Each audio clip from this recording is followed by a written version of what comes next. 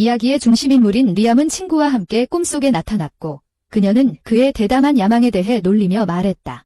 그녀는 그의 욕망이 곧 명확해질 것이라고 암시했다. 그녀의 발언에 당황한 리암은 그녀가 물어보는 것을 들었다. 권력을 원하나요? 결단력을 가지고 리암은 대답했다. 정말로 원합니다. 누가 원하지 않겠어요? 그녀는 질문을 다시 바꿔서 그가 마법 능력을 원하냐고 물었다. 리암은 흥분으로 가득 차서 신나게 외쳤다. 물론입니다. 원합니다. 꿈은 갑자기 바뀌었고 리암은 혼란스러운 상태에서 깨어나 자신의 정체성과 위치를 의문시했다. 그는 웅장한 집에서 열리는 활기찬 파티에 있었다. 확인을 원하며 그는 거울에 다가갔고 자신의 모습에 놀라며 두려워했다. 그의 큰 비명이 모든 사람의 주의를 끌었다. 그의 아버지가 빠르게 다가와 그에게 집안의 5번째 아들로서 특히 낯선 사람들 앞에서 차분해질 것을 상기시켰다. 나중에 한 하녀가 리암에게 그날 아버지가 기분이 좋다고 알려주었다. 리암은 이를 믿기 힘들어하며 속으로 생각했다. 만약 이것이 좋은 기분이라면 반대의 상황은 어떤지 보고 싶지 않다. 아직도 꿈을 꾸고 있다고 확신한 채 리암은 깨어날 때까지 기다렸다. 결국 리암은 침대에서 내려와 이 상황이 꿈이 아니라는 것을 깨달았다. 하녀가 그의 문을 두드렸고 옷을 가져왔다. 그녀는 그를 입히면서 그는 이상한 상황을 고민했다. 그는 지금 들어있는 몸이 리암이라는 이름의 집안의 5번째 아들이라고 추론했으며 전날 밤 파티는 새로운 형제의 탄생을 축하하는 것이었다. 그러나 왜 이런 일이 자신에게 일어나는지에 대해서는 여전히 의아해했다. 발코니에 발을 디딘 리암은 넓게 펼쳐진 저택의 아름다움에 매료되었다. 메이드는 주변 땅이 모두 그들의 가족 소유라고 설명하며 그를 더욱 놀라게 했다. 한편 메이드는 리암의 반응이 특이하고 이해하기 어려웠다. 리암은 나중에 형제인 브루노와 시간을 보냈다.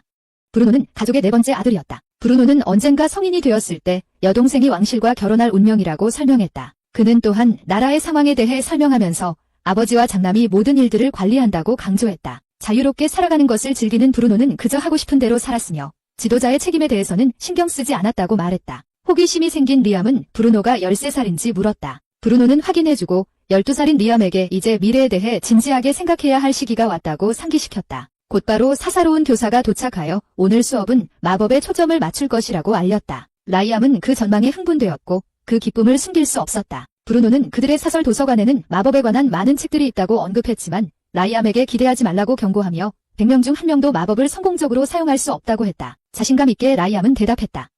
우리는 귀족이니까 이렇게 큰 도서관을 가지고 있는 거지? 그들의 가르침은 마법 공부의 중요성을 강조하며 라이암의 열정을 더했다. 배우고 싶어하던 라이암은 나중에 하녀에게 도서관으로 안내해달라고 부탁했다. 도서관에 도착한 후 그는 마법에 관한 한 권의 책을 선택하고 놀랍게도 첫 시도에서 불꽃 주문을 성공적으로 시전했다. 하녀는 그의 재능을 목격하고 기뻐하며 그를 칭찬했다.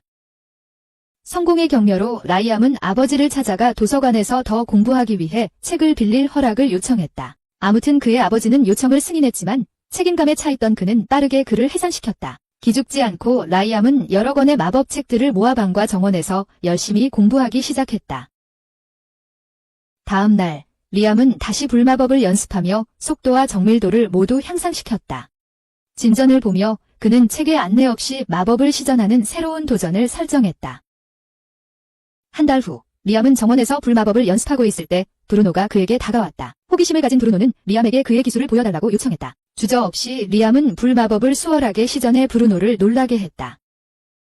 브루노는 외쳤다. 정말로 책을 사용하지 않고 그렇게 한 거야? 회의적인 브루노는 책의 안내를 받아 마법을 재현하려 했지만 실패했다. 좌절한 그는 마법을 익히는데 보통 1년이 걸린다고 말했다. 리암은 자신이 현재 거주하고 있는 몸이 이미 약 1년 동안 마법을 쓸 수 있었던 것이라고 결론지었다. 그때 브루노는 리암에게 그의 마법 재능으로 왕국에서 이름을 알릴 계획인지 아니면 아버지 다음으로 가족을 이끌고 싶어하는지 물었다. 라이암은 그런 야심이 없다며 2가지 생각을 모두 부인했다. 브루노는 떠나기 전에 가장 나이 많은 형에게 조심하라고 경고했다. 집으로 돌아온 라이암은 자신의 진전에 흥분되었고 다음으로 얼음 마법을 배우기로 결심했다. 그러나 그의 아버지가 그를 불렀다. 라이암이 도착했을 때 아버지는 정말 마법을 사용할 수 있느냐고 물었다. 라이암은 자신감 있게 이를 확인했다. 그러자 아버지는 증거를 요구했다. 이에 대해 라이암은 손에 들린 책을 얼려 아버지를 무척 기쁘게 했다. 자랑스럽게 미소 짓는 아버지는 라이암의 기쁨을 표현하며 필요한 어떤 마법책이든 요청하라고 격려했다. 아무 책도 보지 않고 한 달 만에 이런 기술을 마스터한 라이암을 칭찬하며 자부심에 차서 크게 웃었다. 그들의 순간은 하인이 아버지에게 무언가 속삭였을 때 방해받았고 그로 인해 아버지의 표정은 기쁨에서 분노로 급격히 바뀌었다. 주저하지 않고 아버지는 경비원에게 군인들을 소집하고 전투 준비를 하라고 명령했다. 아버지의 갑작스러운 태도 변화에 혼란스러워한 리암은 정원으로 돌아갔다. 아버지가 마법책을 제공하겠다고 약속한 것을 곰곰이 생각하던 중 그는 낯선 사람을 만났다. 호기심이 생긴 리암은 물었다. 당신은 누구인가요? 그 남자는 대답했다. 당신은 해밀턴 집안의 아이 중 한 명인가요? 리암은 자신있게 대답했다. 나는 리암 해밀턴입니다. 그 남자는 한숨을 쉬며 말했다. 그렇다면 나는 내 운명을 피할 수 없겠군요. 그는 리암을 놀라게 하며 자수해달라고 요청했다. 리암은 주저하며 물었다. 왜 내가 그렇게 해야 하죠? 그 남자는 약간의 경멸을 담아 대답했다. 너는 정말 아무것도 모르는 아이구나. 그의 시선은 리암이 들고 있는 마법책으로 옮겨갔다. 마법을 공부하고 있니? 그가 물었다. 리암은 자랑스럽게 대답했다. 물론이지. 그 남자는 고개를 끄덕이며 말했다. 기본 마법을 배우고 있는 거겠지? 리암은 확인했다. 네, 지금 마법 연습하러 가는 중이에요. 그 남자는 그에게 행운을 빌어주며 떠나게 했다. 하지만 리암이 걸어가자 그 남자는 다시 그를 불렀다. 새로운 더 빠른 마법 기술을 배우고 싶니? 흥미를 느낀 리암은 돌아서며 시연을 요청했다. 그 남자가 손을 들어 동시에 5개의 주문을 시전했습니다. 모두 놀라운 정밀도와 속도로 말이죠. 라이언 경외심에 찬 눈으로 지켜보며 그 힘의 진가를 깊이 인식했습니다. 그 남자는 이 방법이 주문을 더 효율적으로 시전하게 해준다고 설명하며 시간과 노력을 절약할 수 있다고 했습니다. 배우고 싶은 마음에 라이언 어떻게 하는지 물었습니다. 그 남자가 미소를 지으며 대답했습니다. 가르쳐 드릴까요? 라이언 흥분에 차서 열정적으로 답했습니다. 물론 배우고 싶습니다. 그 남자는 동의하며 말했습니다. 당신은 이 왕국의 다른 귀족들처럼 교만하지 않으니 가르쳐 주겠습니다. 라이언 조용히 미소 지으며 속으로는 자신이 진정한 귀족은 아니라고 생각했습니다. 레이가 그에게 한 손으로는 사각형을 그리고 다른 한 손으로는 원을 그리라고 지시했습니다.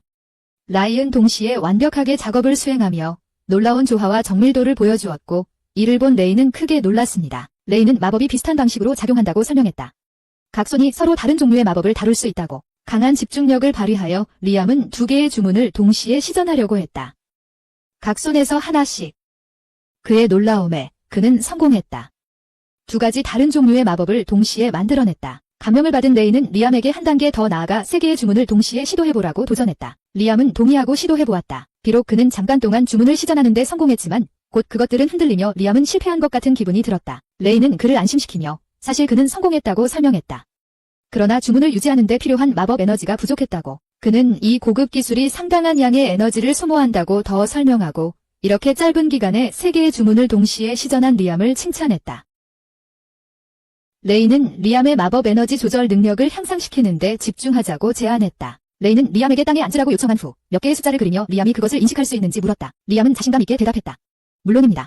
이것들은 소수입니다. 레이는 그의 지식을 칭찬했다. 하지만 리암은 속으로 이 세계에서 처음으로 소수에 대해 배우는 것이라고 생각했다. 레이는 소수가 마법과 연결된 독특한 특성을 가지고 있다고 설명했다.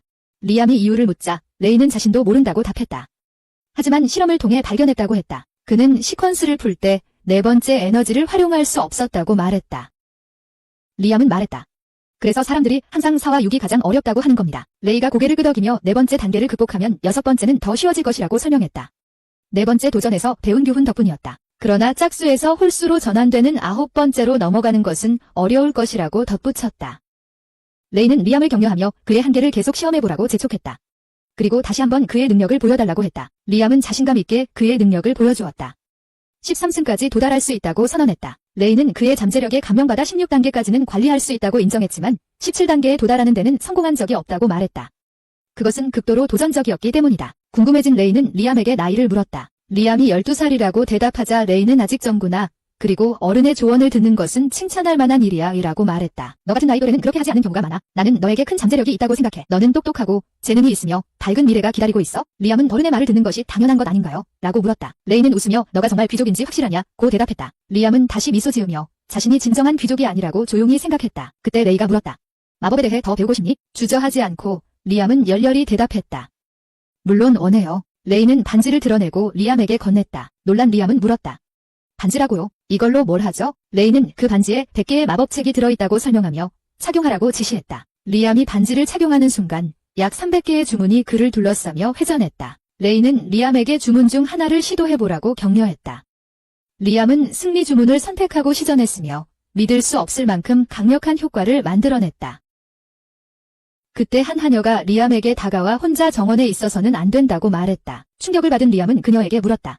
방금 레이와 함께 있었는데요. 그녀는 그가 혼자였다고 주장하며 근처에 놓인 책을 가리켰다. 리암이 그것에 대해 묻자 그녀는 그것이 그의 아버지에게서 온 것이며 마법에 관한 책이라고 설명했다. 그녀는 떠나기 전에 그가 빨리 성으로 돌아가라고 재촉했다. 잠시 후 레이가 다시 나타나 책에 대해 언급하며 훌륭하다고 말했다. 리암은 혼란스러워하며 물었다. 어디 갔었어? 레이는 대답했다. 나는 어디에도 가지 않았어. 나는 투명화 주문을 사용했어. 그 주문은 반지에서도 사용할 수 있어. 그는 리암에게 시간이 한정되어 있으니 마지막으로 하나를 가르쳐주겠다고 말했다. 레이는 리암에게 책을 열고 반지를 끼고 주문을 외우라고 지시했다. 리암은 레이의 지시를 조심스럽게 따르며 책 위에 손을 올리고 주문을 외웠다. 그의 놀라움에 하나의 도마뱀불이 그 앞에 나타났다. 레이는 그 생물이 이제 마법 백과사전에 저장되었고 반지 안에 있다고 설명했다. 반지의 유용성에도 불구하고 리암은 주저하며 말했다. 이 반지를 가질 수는 없어. 레이는 그를 안심시키며 반지가 책을 들고 다닐 필요를 없애줌으로써 상당한 시간과 노력을 절약할 것이라고 강조했다. 그 후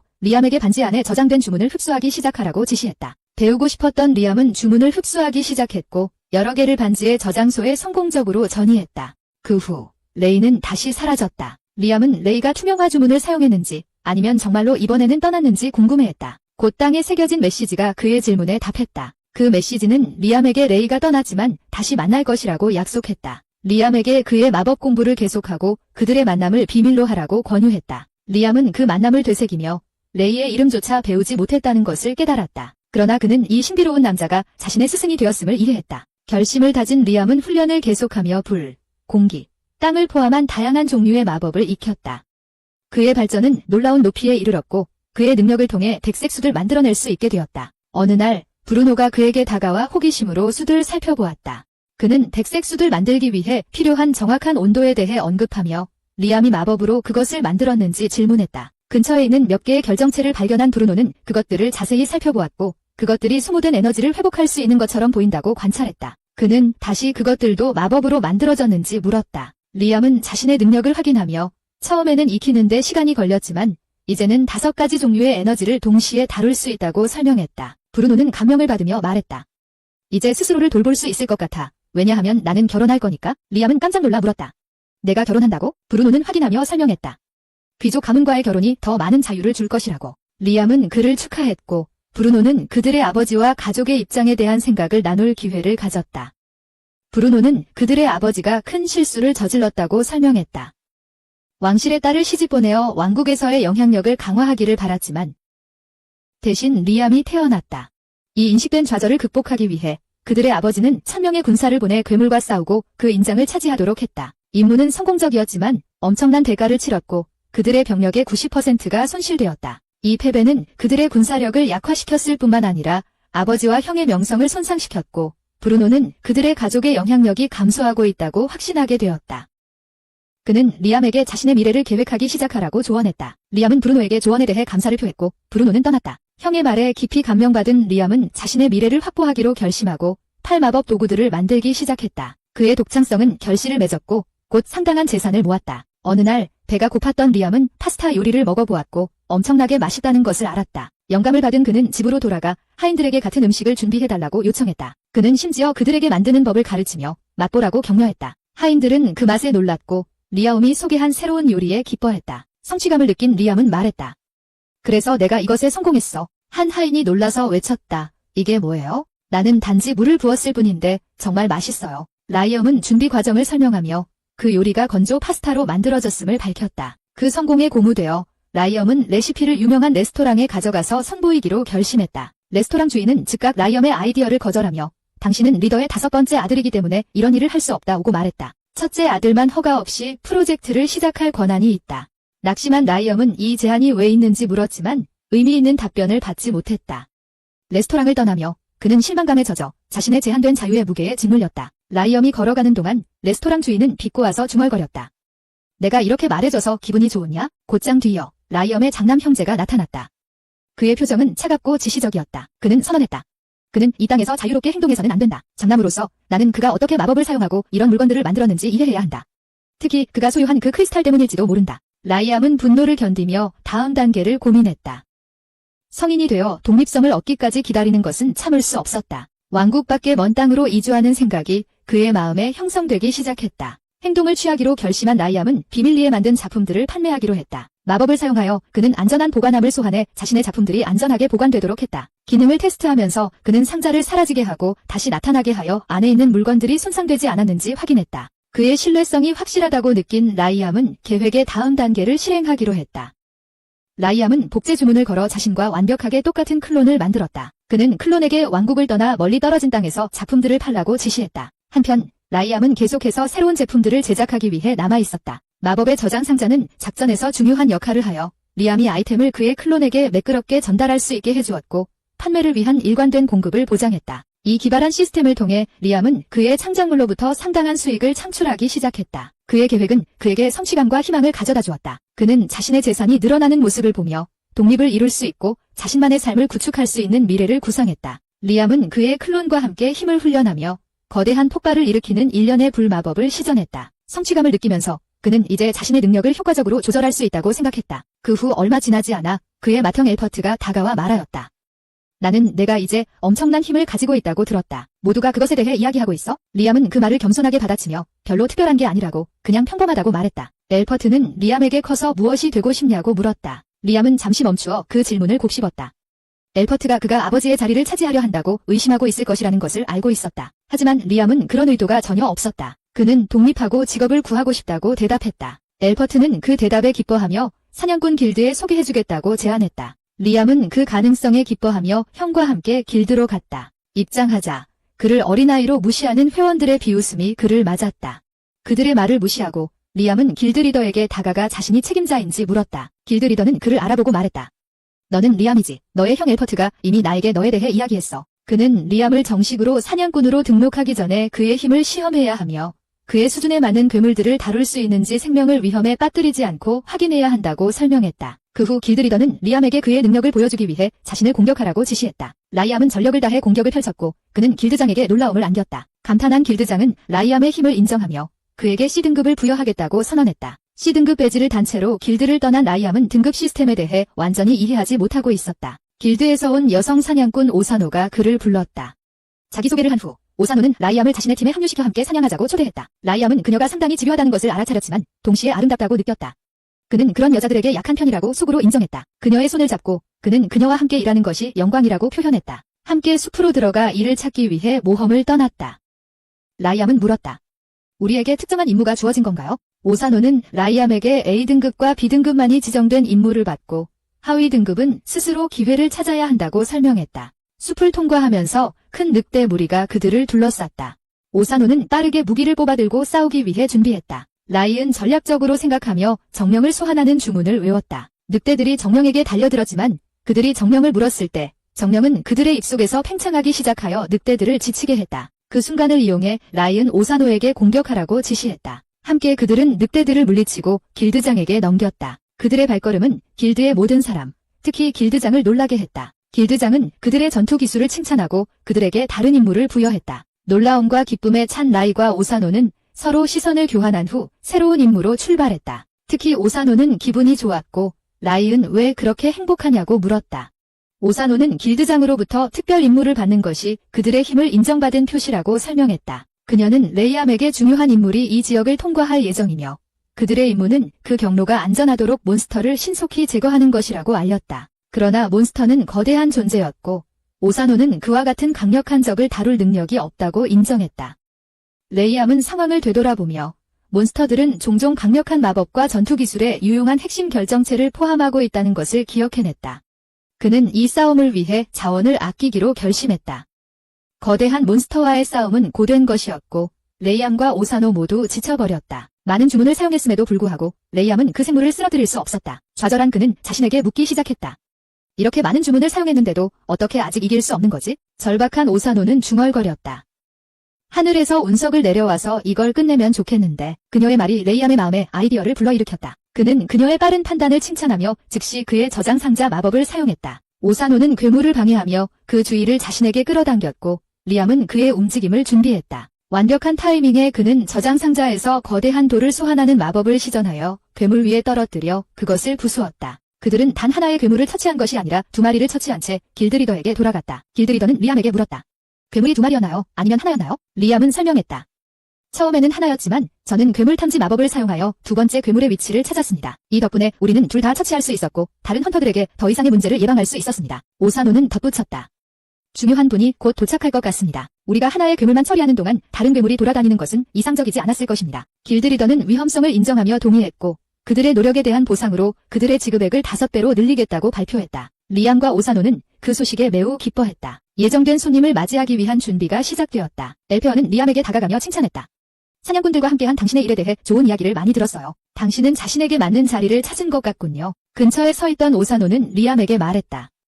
너의 형은 자신이 매우 자랑스러운 것 같아. 그는 정말 오만하군. 기다리던 손님이 마침내 도착하여 웅장한 마차에서 내려 리암을 힐끗 바라보았다. 잠시 후 그 남자는 리암을 자신의 집에서 만나고 싶다고 요청했다. 자신을 제임스라고 소개한 그 남자는 리암에게 이름을 물었다. 리암이 자신을 소개하자 제임스는 너는 찰스의 아들이니? 라고 물었다. 그 반지는 어디에서 구했어? 그건 레이먼드의 반지야. 너 그를 죽이고 가져온 거야? 리암은 차분하게 대답했다. 아니, 이 반지는 내 선생님의 것이야. 제임스는 리암의 대답에 놀라며 외쳤다. 내 선생님이라고. 그리고는 웃음을 터뜨렸다. 그래서 레이가 이제 제자를 두게 되었군. 그는 명백히 즐거워하며 말했다. 하인을 가리키며 제임스는 그에게 물러나라고 지시한 후 리엄에게 뜻밖의 요청을 했다. 내 하인을 공격해. 내 힘을 다해. 나는 내 힘을 평가하고 싶어. 하인이 자리로 이동하고 보호 장벽을 소환하여 공격을 견딜 준비를 했다. 리암은 깊게 숨을 쉬며 에너지를 채널링하고 마법에 집중하는 것에 대해 책에서 배운 모든 것을 떠올렸다. 그는 힘을 모아 강력한 공격을 퍼부어 장벽을 부수고 하인을 땅에 쓰러뜨렸다. 제임스는 크게 웃으며 깊은 인상을 받았다. 너는 정말 강하구나, 리암. 앞으로 너를 기사라고 부를게. 독립을 위해 사냥꾼이 되려는 너 같은 사람. 너는 이미 독립적이라고 선언했다. 리암은 갑작스러운 칭호에 놀라며 생각했다. 나는 성인이 될 때까지 가족과 함께 살아야 했는데 이제 독립적이라고 불리네. 제임스는 계속해서 심각한 어조로 말했다. 지금부터 내가 기사야, 라야. 내 형의 적대감에 놀라 도망치지 마. 내 아버지는 너에 대해 혼란스러운 감정을 가지고 있을지도 몰라. 그는 내 마법을 이용해 가족의 지위를 높이고 싶어 해. 하지만 나는 내가 다른 방식으로 기여할 잠재력이 있다고 봐. 그는 내가 가족의 유산과 업적을 회복하는 데 기대고 있어? 그런 다음 기분을 가볍게 하려는 듯 제임스가 미소를 지으며 물었다. 그런데 레이는 만나고 나서 내게 장난을 친 적이 있나? 리암은 대답했다. 사실 일이 있었습니다. 저장함 주문을 연습하면서 물을 저장했어. 그런데 갑자기 물속에 금이 숨겨져 있다는 메시지를 받았어. 내가 확인해보니 내 선생님 레이로부터 편지 한 통을 발견했어. 그 편지는 내가 이 편지를 읽고 있다면 마법을 성공적으로 마스터했다는 것을 설명하고 있었다. 또한 그 편지는 수중의 금 100kg이 그의 시험을 통과한 졸업 선물로 있다고 언급했다. 그러나 편지는 계속해서 선물을 받는 것이 불편하다고 느낀다면 그것은 여전히 시험의 일부라는 내용도 담고 있었다. 그 질문은 왜 정확히 이 정도의 금이었는가였다. 나는 완전히 충격을 받았다. 자신감 있게 제임스가 대답했다. 금 자체가 진정한 보상은 아니야. 당신의 진짜 졸업 선물은 당신에게 훨씬 가까운 곳에 있어. 당신이 아직 발견하지 못한 무언가야. 그것이 진정한 보물일 거야. 수수께끼를 풀기로 결심한 리암은 호수로 돌아가 물속에 몸을 담갔다. 저장함 상자 주문을 사용하여 그는 호수에서 물을 모았다. 바닥으로 헤엄쳐 내려가면서 그는 저장함 상자가 호수의 물에서 금 가루를 흡수했을지도 모른다고 추측했다. 아니면 금이 여전히 상자 속에 숨겨져 있을 수도 있었고 호수 바닥 깊숙이 묻혀 있을지도 몰랐다. 그의 이론을 시험해보기 위해 리암은 저장된 금을 방출했다. 그 순간 마법이 발동되어 호수 아래에 숨겨진 계단이 나타났다. 계단을 내려가던 리암은 고대 책과 레이로부터의 두 번째 편지를 발견했다. 편지는 이렇게 설명했다.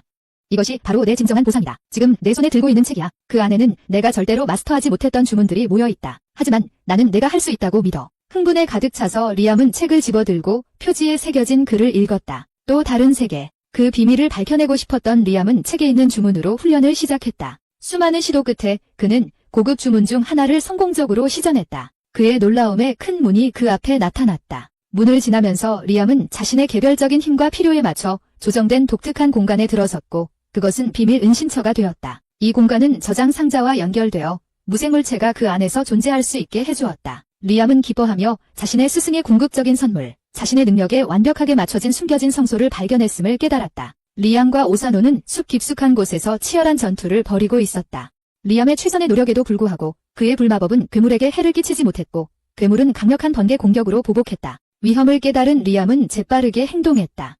오사노의 손을 잡고 그는 또 다른 세계 마법을 시전하여 두 사람을 포털을 통해 대체 차원으로 끌어당겨 그녀를 위험으로부터 보호했다. 안으로 들어가자 리암은 그녀를 안심시키며 말하였다. 이제 우리는 안전하게 공격할 수 있어. 대체 차원의 이점을 활용하여 그들은 전략을 세우고 괴물을 물리치기 위해 힘을 합쳤다.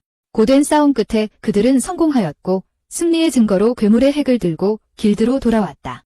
그들의 성공에 놀란 길드장은 외쳤다. 나는 A등급 헌터만이 이런 종류의 괴물을 물리칠 수 있다고 생각했어. 어떻게 해냈지? 오사노는 자신감 있게 대답했다. 우리는 뛰어난 힘을 바탕으로 이 임무에 선택되었어요. 길드장은 리암의 기여를 칭찬했지만 오사노의 역할을 간과하여 그녀는 불쾌했다. 그녀의 불만을 눈치챈 길드장은 즉시 사과하며 그녀에게 감사의 뜻을 전했다.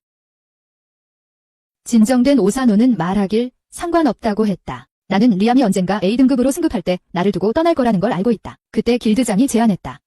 그가 내 부하가 된다면 어떨까? 놀란 오사노는 물었다. 그게 무슨 뜻이에요? 길드장은 설명했다. 그것은 부하가 상사에게 충성을 맹세하고 의심 없이 모든 명령을 따르는 구속력 있는 계약이다. 그 대가로 부하는 상사의 일부 능력과 힘에 접근할 수 있게 된다. 오사노는 주저없이 동의했고 주변 모두를 놀라게 했다. 리암에게 돌아서서 그녀는 진지하게 그의 부하가 되고 싶다고 요청했다. 리암은 예상치 못한 질문에 정말로 이게 확실하냐고 물었다. 내가 동의하지 않는 일을 한다면 어떻게 될까? 오사노는 레이암을 향해 확신에 차서 말했다. 아니, 넌 좋은 사람이야. 그리고 난 너를 믿어. 그녀는 단호하게 덧붙였다. 내가 아무리 무언가를 해도 난 동의할 거야. 길드장이 앞으로 나와 선언했다. 나는 이 약속의 증인이 될 것이다. 그는 오사노에게 레이암 앞에 무릎을 꿇으라고 지시하고 레이암에게 손을 내밀라고 했다. 전통에 따라 오사노는 계약을 마무리하기 위해 레이암의 손을 입으로 가져갔다. 그런 다음 길드장은 주문을 외워 계약을 확정지었다. 계약이 완료되자마자 놀라운 일이 발생했다. 오사노가 갑자기 놀라울 정도로 빠르게 움직여 시야에서 사라졌다. 놀란 레이암이 불렀다. 오사노, 어디 있니? 그의 뒤에서 그녀의 목소리가 답했다. 여기 있어요. 그녀는 다시 나타나서 놀라움을 담아 계약 후 속도가 크게 증가했다고 설명했다. 그 자리에 있던 모든 이들이 놀라워하며 그녀의 갑작스러운 힘과 민첩성이 리암과의 계약 때문임을 깨달았다. 조디의 집에서 오사노는 리암을 조디에게 소개하며 조디가 그녀의 삶의 여러 면에서 큰 도움이 되었다고 설명했다. 조디는 따뜻한 미소를 지으며 말했다. 오사노가 이렇게 짧은 시간 동안 그렇게 많이 성장했다니 분명히 당신 같은 특별한 사람을 만났겠죠. 오사노가 가세할 가치 있는 동맹이 될 수 있다고 제안했다. 리암이 조디를 돌아보며 물었다. 우리와 함께 하시겠어요? 조디는 주저없이 대답했다. 신경 쓰지 않아요. 도움이 된다면 기꺼이 돕겠습니다. 나중에 길드에서 조디도 오사노처럼 리암과 계약을 맺었다. 의식이 끝난 후 주디는 변화를 겪으며 더 젊어 보이고 새로운 에너지를 발산했습니다. 그녀의 향상된 능력은 음식을 준비하러 갔다가 놀랍도록 빠르게 돌아왔을 때 드러났습니다. 그녀는 부상당한 사람에게 음식을 건넸고 그가 그것을 먹자마자 상처가 완전히 치유되며 즉각적인 안도감을 느꼈습니다. 구경꾼들은 기적적인 효과에 깜짝 놀랐습니다. 주디는 설명했습니다. 내 음식은 상처를 완전히 치유할 수 있는 능력이 있습니다. 그녀의 독특한 능력은 그녀의 그룹에서 강력한 동맹으로서의 가치를 더욱 확고히 했습니다. 어느 날 리암은 제임스의 집을 방문했고 제임스는 예상치 못한 소식을 전했습니다. 공주가 이 마을에 온다고 그는 발표했습니다. 놀란 리암은 물었습니다. 공주요? 왜 그녀가 여기 오죠? 제임스는 설명했습니다. 그녀는 당신의 힘과 11가지 능력을 동시에 다루는 능력, 그리고 부하들에 대한 당신의 존경심을 들었다고 합니다. 그녀는 특히 그것들에 관심이 많으며 모든 것을 설명해야 할 것입니다. 그 생각에 불편하신가요? 라이이 물었습니다. 거절할 방법이 있나요? 질문에 분명히 화가 난 제임스가 요구했습니다. 왜 거절하고 싶으신 겁니까? 라이아는 단호하게 대답했습니다. 왜냐하면 이 두 소녀들이 내 친구들이기 때문입니다. 누구에게도, 심지어 공주님에게도 그들을 검열의 대상으로 만들지 않을 것입니다. 그들은 내가 요청하는 어떤 것도 거절하지 않을 것입니다. 하지만 나는 그들에게 이것을 요청하지 않을 것입니다. 짜증난 제임스는 반박했다. 우리는 공주 전하에 대해 이야기하고 있습니다. 리암은 자신의 입장을 고수하며 말했다. 이해하지만 그런 일은 없을 것이다. 리암의 단호한 태도를 본 제임스는 그를 간단히 무시하며 말했다. 그럼 당신은 떠나도 좋습니다. 주저없이 리암은 떠났다. 그가 떠난 후 제임스는 사과하며 자신의 보좌에게 돌아섰다. 그 순간 근처에 서 있던 하녀가 변장한 공주임을 드러냈다. 재미있어하며 공주는 제임스에게 말했다.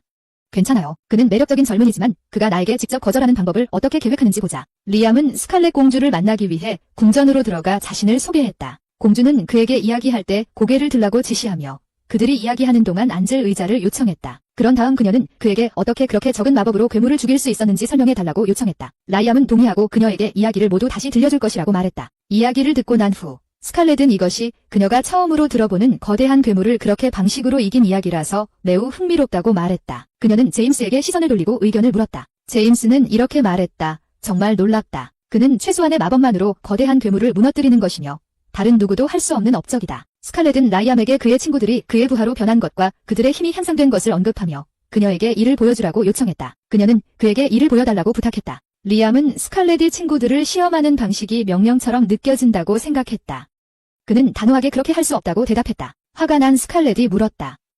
내 부탁을 거절하는 거야? 라이엄이 사과하고는 네, 맞습니다라고 말했습니다. 나는 친구들에게 이런 짓을 할 수 없고 그들을 그런 상황에 처하게 할 수도 없습니다. 스칼렛은 잠시 동안 그를 바라보다가 미소 지으며 그에게 남작이라는 칭호를 주어 보상하겠다고 말했습니다. 놀란 라이엄이 말했습니다. 하지만 저는 남작이 되기 위해 무엇을 한 적이 없습니다. 스칼렛은 대답했습니다. 당신은 나를 2번이나 거절했고 그것만으로도 충분합니다. 딸을 시집 보내는 것보다 낫습니다. 그녀는 그에게 고급 마법이 가득 찬 책을 건넸고 라이엄은 매우 기뻤습니다. 그는 진심으로 감사의 인사를 했습니다. 스칼렛은 웃으며 말했습니다. 당신은 남작이라는 칭호보다 이 책에 더 신이 난 것 같군요. 당신은 정말 재미있는 젊은이네요. 라이엄은 나중에 숲으로 돌아가서 새로운 책을 읽기 시작했다. 그의 형 브루노가 곧 도착하여 그를 놀라게 했다. 라이엄이 물었다. 형님, 여기 오신 이유는 무엇인가요? 브루노는 대답했다. 형님을 남작으로 승진시켜 축하할 수 없나요? 브루노는 장난스럽게 라이엄에게 말하면서 그가 이제 남작이라는 칭호를 가지고 아버지를 능가했으며 이로 인해 아버지께서 매우 실망하셨다고 지적했다. 라이엄이 물었다. 이것이 왜 아버지를 실망시키나요? 브루노는 설명했다.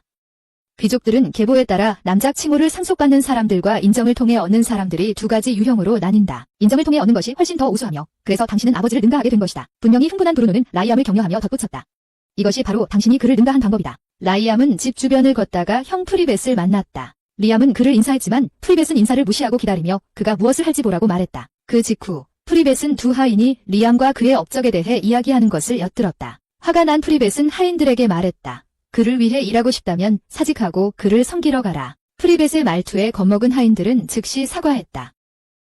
프리벳은 2 하녀에게 물었다. 누가 더 나은가? 나인가 리암인가? 하녀 중 한 명이 긴장하며 대답했다. 당신입니다. 프리벳경. 만족한 프리벳은 떠나면서 리암과 비교할 수 없을 만큼 대단한 업적을 이룰 것이라고 생각했다. 도시에서는 사람들이 리암과 함께 앉아있는 오사노와 주디를 쳐다보았다. 주디는 리암에게 그와 함께 일하는 것이 매우 즐겁다고 말하며 그를 리암경이라고 불렀다. 리암은 대답했다. 나를 경이라고 부르지 마. 주디가 대답했다. 우리는 이제 당신의 부하입니다. 이것이 하인과 주인 사이의 관계입니다. 리암이 주장했다. 그냥 리암이라고 불러주세요. 그 이상은 필요 없습니다. 주디가 미소 지으며 말했다. 알겠어요, 리암. 오사노가 덧붙였다. 당신은 아직 어리지만 큰 책임을 지고 있습니다. 하지만 당신은 그걸 잘 해내고 있습니다. 리암이 제안했다. 우리 셋이 팀을 구성하는 것에 대해 어떻게 생각하세요? 주디는 반대하지 않는다 말했고 오사노는 열정적으로 동의했다. 셋은 손을 맞잡고 그들의 결정을 확정지었다. 이후 숲속에서 큰 늑대가 그들을 공격했다. 주디는 재빠르게 화살을 쏘아 느기를 맞추고 오사노에게 후속 공격을 요청했다. 오사노는 검으로 늑대를 가격하여 강력한 일격으로 처치했다. 주디가 말했다. 내 시력이 이전에 비해 개선되었어요. 리암이 물었다. 그게 중요해? 주디가 대답했다. 나 같은 공수에게는 목표를 정확히 겨누는 것이 중요해요. 리암은 주디의 시력을 최고로 향상시키는 마법을 걸어 그녀가 멀리 있는 것도 특별한 선명도로 볼 수 있게 했다. 오사노는 리암에게 자신에게도 마법을 걸어주길 바랐다. 리암은 망설이며 말했다. 이게 너에게 좋지 않을 수도 있어. 내 몸에 영향을 줄 수 있으니까. 하지만 나는 이미 너의 공격력을 향상시켰어. 오사노는 그에게 따뜻하게 감사했다. 그때 주디가 화살을 쏘아 또 다른 큰 늑대를 맞췄다. 그녀는 리암 덕분이라고 말하며 그의 도움 없이는 할 수 없었다고 했다. 오사노가 끼어들며 나는 알아 라고 말했고 둘 다 리암에게 감사의 뜻을 전하며 그의 칭찬에 부끄러워했다. 세 사람은 길드로 돌아갔고 그곳에서 정의의 질서에서 온 2 집행관을 만났다. 오사노가 무슨 일이냐고 물었고 한 집행관이 프리벳이 도장을 훔쳤고 지금 그를 찾고 있다고 설명했다. 리암은 눈에 띄게 걱정스러워 보였고 자신을 내부적으로 탓하며 즉시 급히 달려갔다. 숲에서 그들은 많은 부상당한 경비원을 발견했고 그중 프리벳도 있었다. 리암은 형을 부르며 그에게 달려갔다. 프리벳은 단호하게 리암에게 나는 실패하지 않았어 라고 말했지만 갑작스러운 타격이 그의 머리를 가격해 의식을 잃게 했다. 그를 지켜보고 있던 공격자는 명령했다. 그를 데리고 가서 떠나라. 오사노는 충격을 받으며 물었다. 여기서 무슨 일이야? 그 남자는 설명했다. 이 숲에는 리암의 증조부에 의해 봉인된 드래곤이 있었다. 그들은 여기 와서 봉인을 깨뜨리고 그것을 풀었다. 리암은 놀라서 외쳤다. 드래곤이야? 그리고 덧붙였다. 이게 브루노가 나에게 말하려 했던 거라고 생각해. 그 남자는 리암에게 그들이 새로운 봉인을 만들 수 있지만 뭔가가 그것을 방해하고 있다고 설명했다. 리암은 왜 그런지 물었고 남자는 드래곤의 자손이 이 사건의 이유라고 밝혔다. 리암은 대답했다. 그렇다면 늙은 드래곤은 그들보다 훨씬 강할 거야. 남자는 확인했다.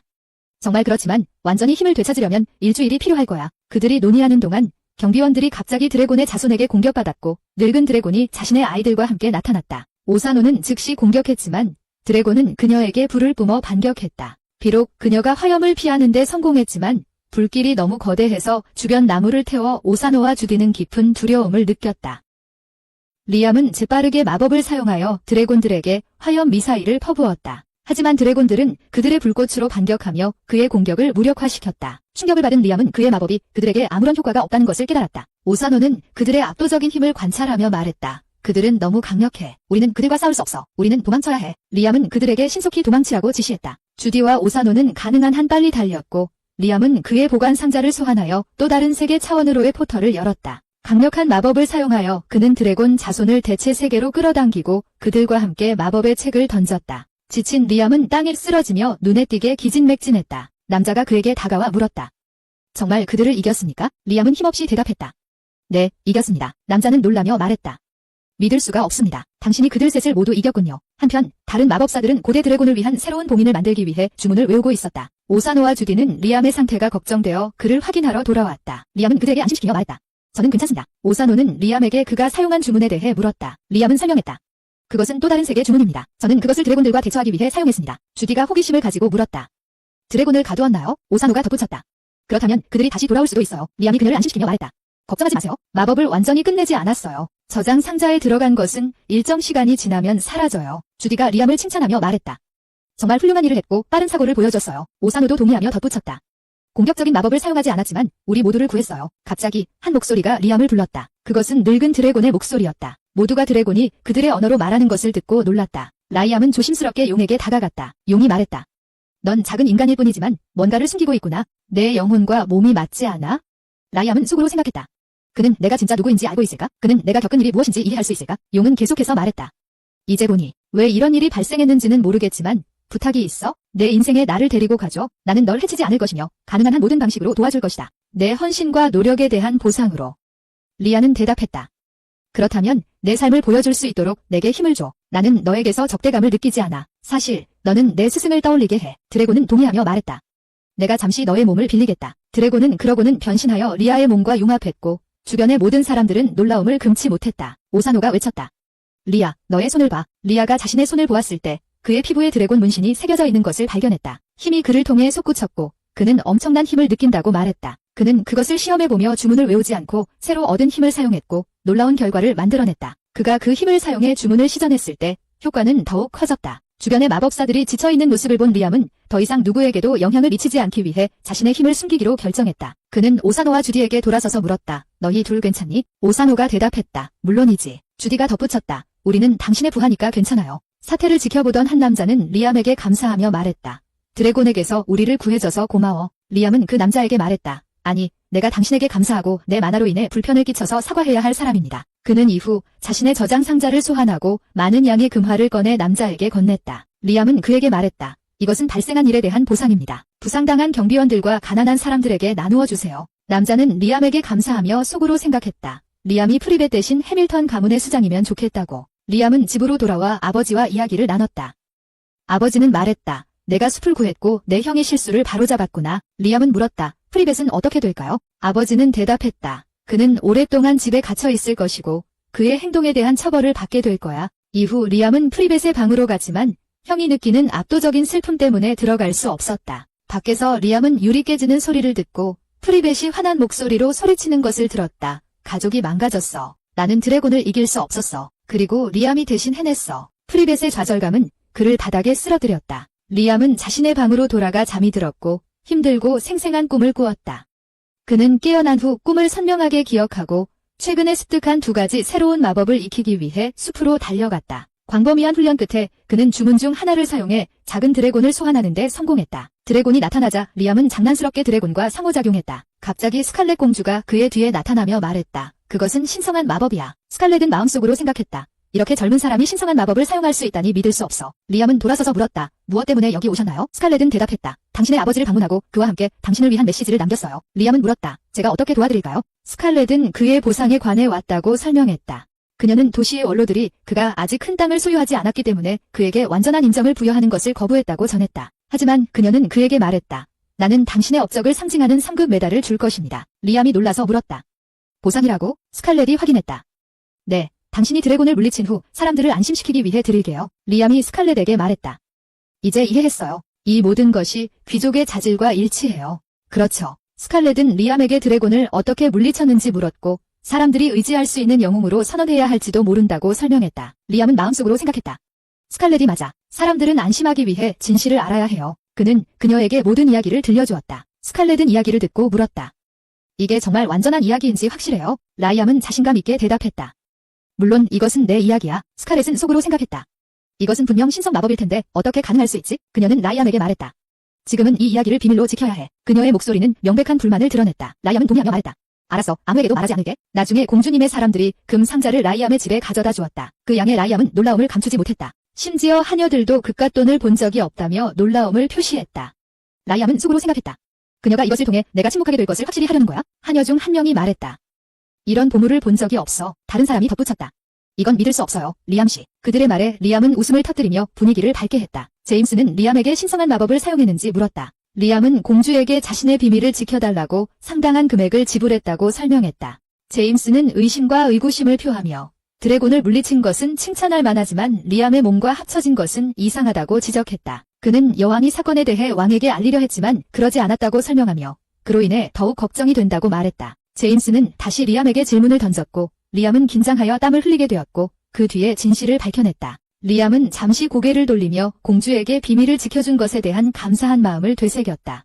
제임스는 마법이 작동하는 모습을 보고 싶다고 요청했고 리암은 그에게 시연해 보였다. 그 효과를 목격한 제임스는 그 마법이 무엇이든 치유할 수 있는지 물었다. 라이엄은 그것이 모든 질병을 고치고 독을 중화시킬 수 있음을 확인했습니다. 제임스는 그 다음에 라이엄이 새 드래곤 전쟁에 대해 알고 있는지 물었습니다. 라이엄은 모른다고 인정했습니다. 제임스는 오래전에 3마리의 드래곤이 서로 싸운 대전쟁이 있었다고 설명했습니다. 한 마리의 드래곤이 승리를 거두었고 신성한 마법을 사용하여 다른 2마리를 이겼습니다. 그 후 드래곤은 한 여자와 만나 합쳐졌고 그들은 함께 나라를 세웠습니다. 제임스는 라이엄이 어떻게 드래곤이 그렇게 할 수 있었는지 이해했는지 물었습니다. 라이엄은 드래곤이 여자와 결혼하고 아이를 낳았을 것이라고 추측했습니다. 제임스는 그의 추측이 잘못되었음을 바로잡고 설명했습니다. 그는 직접적으로 물어보며 라이엄 자신이 그 드래곤일 수도 있지 않은지 물었습니다. 라이엄은 이를 부인했지만 자신의 속에 있는 드래곤을 바라보고 그 가능성에 대해 생각했습니다. 그는 발생한 일이 융합이라는 현상일 수 있다고 추론했다. 그들이 하나의 존재가 되었던 것이다. 제임스는 이 융합이 리암이 스스로 국가를 세울 잠재력을 가지고 있음을 의미한다고 제안했다. 하지만 제임스는 2가지에 대해 의문을 표했다. 리암의 가족, 특히 그의 아버지에 대해. 리암은 가족과의 문제에 대해 물었다. 제임스는 해밀턴 가문이 리암 안에 있는 드래곤을 봉인함으로써 귀족 지위를 얻었다고 밝혔다. 그것이 악의 드래곤이라는 핑계를 대며 리암은 이것이 드래곤이 실제로 선하다는 것을 의미한다고 추론했다. 제임스는 동의했지만 이 사실이 해밀턴 가문의 귀족 지위가 왕국에서 해체되는 결과를 초래할 수 있다고 덧붙였다. 리암은 프리벳과 그의 아버지가 가족의 지위를 보호하기 위해 얼마나 절박했는지를 되새겼다. 제임스는 리암에게 우려를 표하며 드래곤이 원한을 품고 부당하게 감금된 것에 대한 복수를 하려 한다면 더 큰 문제가 발생할 수 있다고 제안했다. 리암은 가능성을 인정하며 드래곤이 잘못 감금되었다고 설명했다. 그는 용이 자신에게 말한 것을 전했습니다.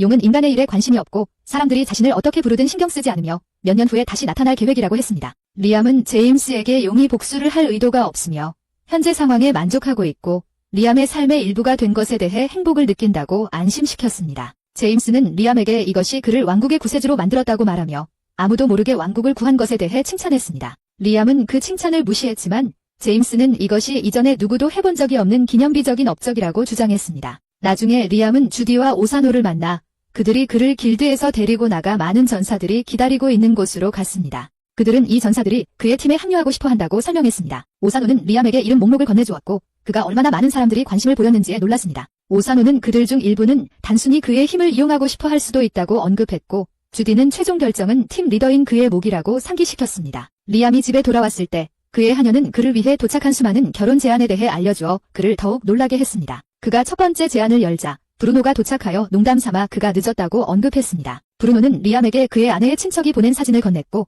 그 사진 속 친척도 그에게 결혼을 제안하고 있었다. 브루노는 리암에게 이렇게 많은 주목을 받게 된 이유가 무엇인지 물었다. 리암은 간단히 자신이 드래곤을 물리쳤다고 대답했다. 브루노는 놀라워하며 많은 귀족들이 이제 그를 만나고 싶어 한다고 말했다. 이것은 리암에게 제임스의 이전 말, 즉 그의 전례 없는 업적에 대한 말을 떠올리게 했고 그는 지금의 자신이 되기 전에는 이런 명성을 경험한 적이 없다는 것을 되새겼다. 리암은 나중에 그의 팀을 숲으로 데리고 갔고 거기서 그는 또 다른 색의 마법을 사용하여 그들을 대체 영역으로 이동시켰다. 안으로 들어가자 그들은 집을 발견했다. 오사노는 충격을 받으며 그가 이걸 어떻게 해냈는지 물었다. 리암은 그가 목수들을 고용하여 집을 짓게 하고 그 후 마법의 저장 상자에 보관했다고 설명했다. 오사노는 그 집이 작은 드래곤들처럼 사라질까 걱정했지만 리암은 마법이 끝난 후에도 아무것도 사라지지 않도록 하는 또 다른 마법을 완벽하게 숙달했다고 그녀를 안심시켰다. 그들은 집에 들어가 내부를 탐험하며 감탄했다.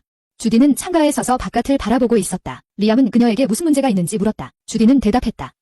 그 빛, 결코 꺼지지 않는 것 같지 않아? 리암은 이 대체 세계에는 낮과 밤이 없다는 것을 고려하지 않았다는 것을 깨달았다. 계속되는 빛을 해결하기 위해 그는 빛을 완전히 가리는 주문을 걸어 그 지역을 완전한 어둠으로 몰아넣었고 그들의 눈만 보이게 했다. 어둠을 상쇄하기 위해 그는 또 다른 주문을 사용하여 불의 정령을 소환했고 그 공간을 약간 밝게 만들었다. 주디는 리암에게 어둠을 조금 줄일 수 있는지 물었다. 리암은 호기심이 생겨 주문을 조정하려 했지만 불의 정령은 여전히 보통의 힘을 가지고 있어 그런 수준의 제어는 아직 할 수 없다고 인정했다. 오사노는 정령들이 나이를 먹고 시간이 지남에 따라 더 강해지는지 인간처럼 궁금해했다. 라이암은 이를 확인한 후 그림을 사용하여 그림 마법의 힘을 증폭시켜 더 커지고 강력하게 만들었다. 라이암의 놀람으로 그림 정령은 감사의 표시로 안정적이고 기분 좋은 빛을 발동시켰다. 그림 정령은 라이암에게 충성을 맹세하고 소환될 때마다 그를 돕겠다고 약속했다. 라이암은 중급 정령을 소환하는 기술을 아직 완전히 익히지 못했다고 고백하며 그런 훈련에 필요한 책들이 매우 비쌌기 때문이라고 설명했다. 그림 정령은 라이암의 반지가 사실상 고대 저장 장치였다는 것을 밝혔다. 놀란 라이암은 반지를 살펴보고 그것은 마법 지식의 보고이며 주문의 종합 도서관임을 깨달았다. 그림 정령은 라이암이 부족한 주문들을 저장할 수 있지만 여전히 숙달하기 위해서는 연습해야 한다고 설명했다. 흥분한 라이암은 다양한 주문들을 저장하기 시작했으며 먼저 그림 마법부터 시작했다. 그는 불정령의 힘을 증폭시키고 저장한 다음 자신이 소유한 모든 주문에 대해 이 과정을 반복했다. 마침내 라이암은 세 번째 계층의 중급 정령을 소환하는 기술을 마스터했다고 선언했다. 주디는 이런 수준의 책을 소환하는 것이 포어천지에 해당하는 가치가 있다는 것을 지적했습니다. 라이아문은 새로 발견한 능력에 환희를 느껴 시간을 내어 훈련하고 이 기술들을 더욱 다듬기로 결심했습니다. 그 후 라이아문은 숲으로 가서 용 정신의 안내를 받아 작은 후손 하나를 소환해보려고 시도했습니다. 라이아문은 작은 요정 무리를 드러냈지만 그들이 그를 본 순간 공포에 질려 빠르게 날아가 버렸습니다. 그는 자신이 그들을 보호하기 위해 왔다고 안심시키며 용이 그와 함께 새끼 용을 소환하여 그의 도착을 증명했다고 설명했습니다. 요정들은 조심스럽게 돌아와 새끼 용이 정말로 큰 용의 자식이라는 것을 확인했습니다. 라이아문은 용이 그들을 해로부터 보호하기 위해 장벽을 만들고 있었다고 그들에게 알렸습니다. 그는 많은 사람들이 마법적인 목적을 위해 그들의 날개를 원하며 이를 얻기 위해 그들을 죽일 의향이 있다는 경고를 했습니다. 라이아문은 요정들에게 그가 보호 주문을 걸어줄 것이라고 말하며 용의 임무를 계속하기 위해 그렇게 할 것입니다. 용은 라이아무에게 주문을 걸고 나서 각 요정에게 이름을 지어주라고 조언했습니다. 리암은 의식을 시작하며 첫 번째 요정, 리나의 이름을 불렀다. 모두의 놀라움 속에 요정은 이름을 받고 엘프로 변신했다. 드래곤은 그들에게 이름을 부르며 주문을 걸면 힘이 크게 증폭된다고 설명했다. 리암은 이름의 중요성을 이해하고 남은 요정들에게 각각 독특한 이름을 붙이며 주문을 시전했다. 요정들은 감사의 마음을 표현했고 리나는 그를 그들의 리더로 인정하며 충성을 맹세했다. 그녀는 그가 내린 명령을 따르겠다고 약속했다. 리암은 그에게 드래곤의 요청으로 여기 있다고 상기시키며 제대로 된 집을 지을 것을 지시했다. 그는 리나를 그들의 리더로 임명하여 그들 간의 단합을 보장하고 강력한 집단 세력이 되기를 촉구했다. 숲에 있는 동안 리암은 근처에 강력한 존재를 감지했다. 그는 리나와 함께 그것을 따라 나무들로 향했다. 그는 리나에게 그들이 발견한 이상한 물체에 대해 물었다. 리나는 그것이 공기 중에서 모인 에너지 요정이라고 설명했다. 호기심이 생긴 리암은 그것을 맛볼 수 있는지 물었다. 리나는 이제 그것이 그의 것이라고 확신시켰다. 리암은 그것을 소비하며 엄청난 힘을 얻었다. 자신의 힘을 시험하기 위해 그는 주문을 외웠고 에너지가 폭발적으로 방출되어 새로운 힘에 놀랐다. 리나는 리암을 초대해 그들이 지은 집들을 보여주었다. 그러나 리암은 그 단순함에 충격을 받았다. 리나는 그들이 인간처럼 집을 지을 수 없다고 설명했다. 갑자기 한 무리가 나타나 한 요정을 붙잡았다. 요정들은 한갱원이 마지막 드래곤 전투 때문에 여기 왔다고 선언하자 일제히 비명을 질렀다. 그들은 이제 요정들을 발견했으며 이를 이익을 위해 팔 계획이었다. 리암은 그룹에 다가가 수지에게 두려워하지 말라고 안심시키며 그녀를 구하겠다고 약속했다. 한갱원은 그를 조롱하며 영웅이라고 부른 후 공격을 시작했다. 리암은 재빨리 미사일 마법을 시전하여 공격자를 나무로 날려버렸다. 남은 두 갱원이 리암에게 돌진했다. 이에 리암은 자신의 힘의 일부를 소환하고 함께 갱에게 미사일을 발사해 완전히 처치했다. 두려움에 압도된 수지는 방금 일어난 일에 무섭다고 울기 시작했다. 리암은 그녀를 위로하며 이곳은 그들이 머물기에는 너무 위험하다고 설명했다. 그는 차원 이동 마법을 시전하여 모두를 다른 세계로 옮긴 다음 다른 장소로 이동시켰다. 리나는 놀라며 그들이 새로운 장소에 어떻게 도착했는지 물었다. 리암은 빠른 이동 마법을 사용했다고 설명했다. 리나는 단 한 번의 마법으로 모두를 이동시킨 그의 능력에 감탄하며 감사의 뜻을 전했다. 그녀는 리암이 이제 그들의 리더이며 그들의 안전과 미래에 책임이 있다고 선언했다. 리암은 이 책임을 받아들이며 그들을 돌보겠다고 다짐했다. 요정들이 먹기 시작하는 동안 리암은 성스러운 마법 훈련에 집중했다. 그의 노력에도 불구하고 처음에는 사용하기 어려웠다. 드래곤의 지도를 기억하며 리암은 기술을 조정하고 성공했다. 요정들을 불러 모은 리암은 다시 빠른 이동 마법을 사용해 그들을 위대한 드래곤이 지키는 봉인된 땅이라는 장소로 데려갔다. 리암의 복제는 놀라움을 표현하며 그가 어떻게 보통 4일 걸리는 곳으로 이동할 수 있었는지 물었다. 리암은 그가 이전에 자신의 복제를 보냈던 어떤 장소로도 돌아갈 수 있다는 것을 설명했으며 이는 그가 그렇게 빨리 도착할 수 있게 해주었다. 리암은 돌 장벽을 부수고 광활하고 푸르른 땅을 드러냈다. 그는 요정들에게 이 땅이 위대한 드래곤의 것이라고 알렸다. 감사에 오버웰름드된 요정들은 리암과 드래곤에게 이곳에 있을 기회를 준 것에 대해 고마워했다. 레나가 그 지역에 물의 공급원이 없는 것 같다고 지적했다. 리암은 그 땅이 매우 비옥하다고 그녀를 안심시켰다. 그는 찾기 마법을 시전하며 마법의 영혼에게 그들의 모든 필요에 사용할 수 있는 물의 공급원을 찾아달라고 요청했다. 영혼은 도와주기로 동의했으며 물이 풍부하게 흐르기 시작하는 위치를 성공적으로 찾았다. 리암은 다음 단계는 집을 짓는 것이라고 말했다. 그는 빠른 여행 마법을 사용하여 지역을 신속하게 돌아다니며 자신이 모은 특별한 돌을 활용하여 기술을 다듬었다고 설명했다. 이것은 그가 이전보다 훨씬 더 빠르게 여행할 수 있게 해주었다. 리암은 레나에게 잠시 떠날 것이라고 말했지만 돌아오겠다고 약속했다. 그는 자신의 부재 중에 아기 드래곤들이 그들을 보호할 것이라고 그녀를 안심시켰다. 그 후 그는 공주를 만나러 떠났다. 공주를 만나자 리암은 어떻게 도와줄 수 있는지 물었다. 공주는 드래곤이 약속된 땅에 대해 언급한 적이 있는지 물었다. 리암은 드래곤이 오직 밀봉된 땅에 대해 이야기했으며 그곳에서 엘프들을 돌보는 임무를 맡았다고 대답했다. 공주는 리암에게 그곳으로 데려가 달라고 요청했다. 리암은 동의했지만 한 가지 조건이 있었다. 공주는 그들과 함께할 궁전 직원을 소환했다. 그러나 노동자는 너무 바쁘다고 주장했습니다. 라이은 그에게 마법을 걸자고 제안했고 이는 노동자를 놀라게 했는데 그는 그것이 유익한 것이라고 희망했습니다. 라이은 노동자의 복제품을 만들었고 이것이 충분하다고 말하며 자신과 공주 그리고 노동자를 봉인된 땅으로 운송했습니다. 도착하자마자 공주는 그 지역이 글래드리아라고 확인하고 용에게 이것이 약속의 땅인지 물었습니다. 용은 인간에게 어떠한 약속도 하지 않았다고 답했습니다. 공주는 앞으로 나서며 왕실 반지를 드러냈습니다. 그녀가 반지가 왕실 유산이라고 설명할 때 라이은 그 안에 어떤 것이 울려 퍼지는 것을 느꼈습니다. 라이은 반지를 검사해달라고 요청했고 그가 그것을 들었을 때 그들의 아래쪽 땅이 갈라지기 시작하여 공중으로 솟구치기 시작했습니다. 모두가 놀라움에 빠졌습니다. 몇 초 후 땅이 다시 원래 자리로 돌아왔습니다. 공주는 이것이 약속의 땅이라고 선포했습니다. 리암은 반지가 땅의 부양에 책임이 있다고 추측하며 그것이 엄청난 영적 힘을 지니고 있다고 제안했다. 공주는 리암 앞에 무릎을 꿇고 그를 약속의 땅의 소유자로 지칭하며 그곳에 새로운 왕국을 세워 모두를 위한 안식처로 만들 것을 촉구했다. 리암은 자신이 그런 임무를 맡을 수 없다고 주저하는 마음을 표현했다. 이에 대해 공주는 리암에게 충성을 맹세하며 그에게 큰 행복과 결단력을 심어주었다.